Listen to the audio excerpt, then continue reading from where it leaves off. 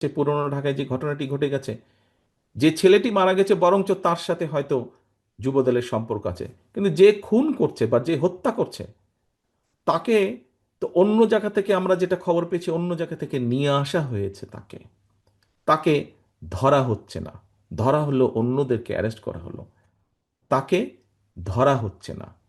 কি, তাকে আসামিও পর্যন্ত বোধহয় করা হয়নি এখন পর্যন্ত। কেন হয়নি? কেন ধরা হচ্ছে না? আমাদের পক্ষ থেকে তো একবারও বলা হয়নি যে তমুককে ধরা যাবে না, অমুককে ধরা যাবে, একবারও তো এই কথাটি বলা হয়নি। আমরা বরাবর বলে দিচ্ছি, একটু আগে যেটি আপনাদের সামনে বলেছি, বরাবর আমরা বলেছি অন্যায়কারী আইনের দৃষ্টিতে তার বিচার হবে। দলের সাথে তার কি সম্পর্ক, কিচ্ছু যায় আসে না তাতে। তাকে দল কোনো রকম প্রশ্রয় দিবে না। কেউ যদি কোনো অন্যায় করে থাকে, তাহলে প্রশাসন ধরছে না কেন তাকে?